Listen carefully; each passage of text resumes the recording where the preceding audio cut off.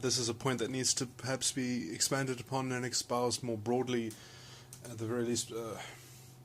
Let me make two completely separate points. One about politics. So fascism is inherently hypocritical. It goes hand in hand with hypocrisy because it's built on an in-group sympathy and promoting this kind of in-group sympathy, and so it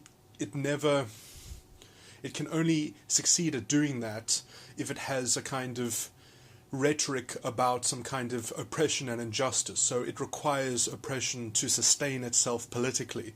And so it has to create this kind of weird mythology in which you're always making progress against something by radical overcoming of the evil. So it can only measure evil and fight against evil. It has no independent sense of integrity or progress. It can only define progress by attacking something. So it will always have hypocrisy at its kind of lifeblood. It generates it so that it can have something to respond to and react to and double down on. Anyway, and then this is a general point. I think I heard Jordan Peterson saying this, is that I think he made the phrase, I think it's true that Darwin even said it, that sexual selection is at least as powerful as natural selection, and it's probably more powerful in a transcendent way as well, and in terms of opening up, the immaterial aspects that are applied onto the flesh, or so that we have a kind of okay, I'm not going to find the right words to summarize this perfectly, but essentially, I mean, this is exactly the same concept as the alchemical concept of truth being gendered, in some sense, that there are two aspects, or at least two aspects, and that this is a symbolic division. So obviously in alchemy, for instance, the point was to kind of develop, as you're transmutating truth, this is kind of symbolized by the joining of the masculine and the feminine essence in consciousness. So using gender as a metaphor in some sense, but that is even mirrored in the flesh. And often it has, the Holy Ghost has been correlated to the divine essence of the feminine, and the word, the masculine. I would say the Father is kind of mixed, because the conceiving, in the way that the Father is seen as the conceiver of the present, that it is the Father of the present, that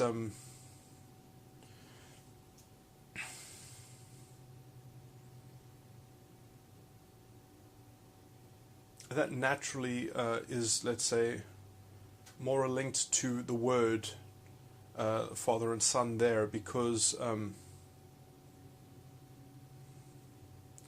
the female part of the divine is more linked to the future. So as the Father is kind of like the and the future obviously is a at least within the philosophy that I've espoused is a problematic aspect, because this is why the Holy Ghost is called a ghost, is because it's not meant to be directly experienced. It's a kind of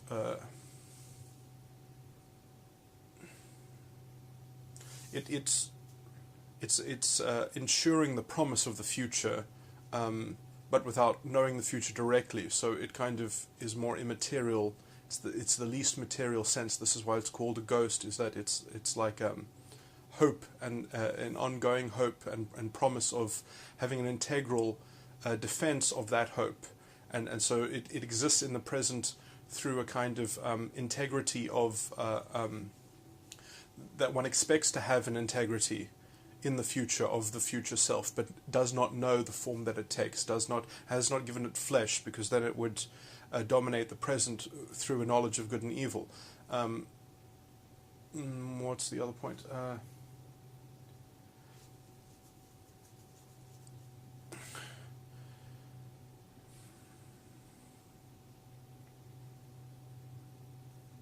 To draw some kind of correlation with, let's say, a modern model in electronics, where you have, which we even borrow some of the alchemical language between the magnetic fluid and the conductive fluid, is that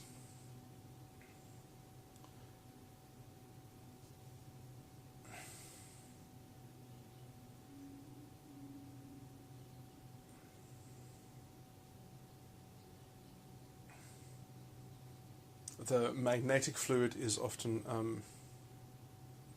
now I can't even remember the colors. I believe the conductive is red and the magnetic is blue, but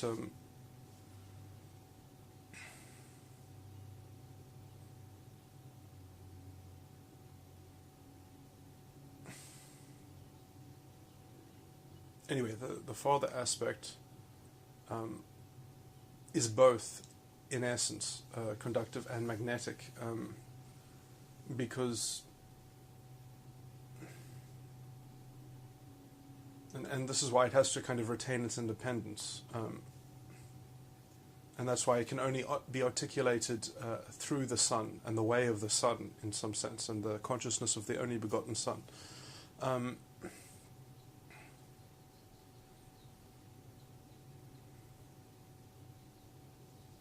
Anyway, yeah, mixing gender into this is not, okay, well, that's on the most esoteric level, but just to say that there is a physiological metaphor which one can take from the biological genders, and one can use that to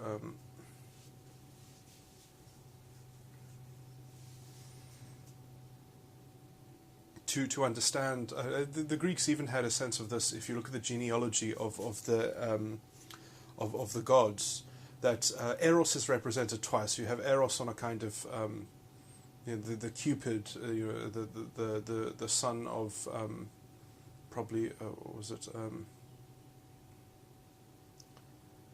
What was that woman's name? But anyway, but then there's a much more primordial Eros, which is much higher up in the genealogy, which is around Nyx and Nox, and all the kind of the more primordial forces, even before the Titans, preeminent to the Titans.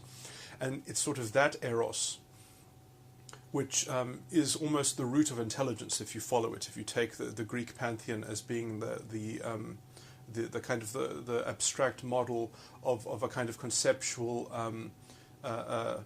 passage of consciousness, and at least realms of consciousness, with their even they had Psyche, I think, was one of the progeny of Nyx and Nox, and I'm just trying to think, Morbius, which the father of dreams, and such, and if you trace it back, and you look at how those are connected, I would say it's a vaguely good philosophical treatise, anthropomorphized into a kind of a tangible, that this is a rough model of how consciousness can be understood, can be broken down into interrelating parts. But just to finish the point about Eros, so it is on the level at which sexual selection occurs that there are immaterial forces which perhaps are even displacing pressures of natural selection and superseding them and transcending them in ways which are not correlated to materialist survival, and in fact are unbound by those conditions entirely. And if you want to continue to be a materialistic, scientific-minded person, even though that doesn't even match up with any of the science in terms of hard physics, if you want to do that and say, no, well, we can still reduce everything not to the primacy of mind, but instead to the primacy of some kind of brute, deterministic, mechanical, matter that is the basis of everything. If that's going to be your presumption, all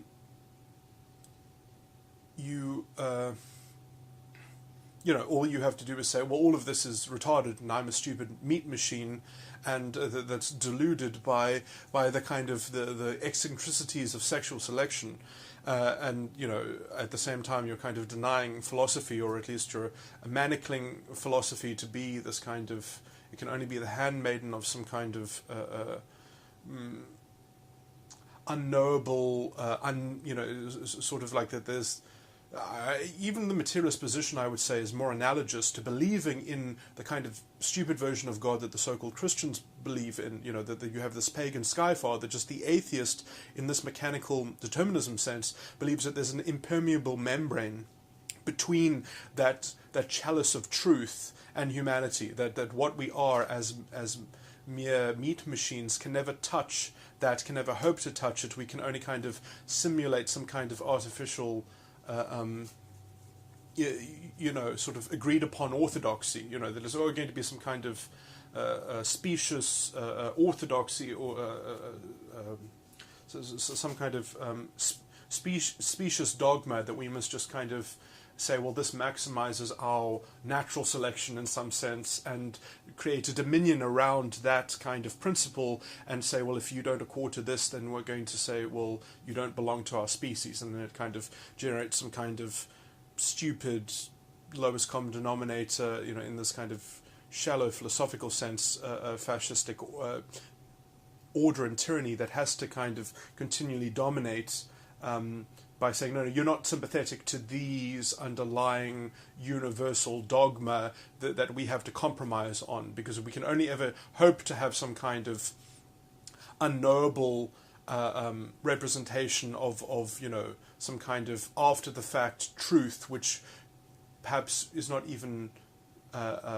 certain in every sense. Like their conception of truth is so pathetic and shallow, there would have to be something like, well, if you took some kind of statistical measurement of all possible universes after they happened and did the calculations after all of that, what would be the best in every case, or what would be the optimized thing, and that has to be imprinted as the kind of the brand of servitude, as a meat machine that doesn't accord to that, then you are by definition insane, according to that kind of lowbrow, philosophically inept, skeptical, scientific mindedness, which is ends up being a hypocritical philosophy anyway. But trying to link the cultural argument has a parallel to these kind of philosophical things. I mean, I would say that the key thing to remember would be the term that I'm trying to coin, I guess, is epistemological pluralism. Because epistemological pluralism and skepticism are really two sides of the same coin, and it just doesn't. It always ends up in hypocrisy. It always ends up in having to insulate itself by some kind of fascistic sense of deformed integrity that it promulgates as an orthodoxy, as a top-down orthodoxy that has to kind of, you just have to be dominated by their power. You have to be, everyone must be forced to surrender to that kind of conglomerated moral authority, that has this kind of fact about some kind of identity, in some sense, either the identity of reality or the identity of the self. That's the only difference kind of between that kind of materialistic atheist and the social justice warrior, or the radical social justice ideology. I'm trying to say these things so that they still make sense, perhaps in the far future, when people don't have SJWs anymore and they've forgotten what this madness was. It's very important that we capture the essence of this, so that when it is defeated, when it is culturally understood, that we can have a good enough immune system as the global village to continue without fear of this kind of tribalism, fascism, and in all of its forms, in the form of the white lab coat, fake moral authority, and now the cultural manifestation of the same trick, which is the radical social justice ideology.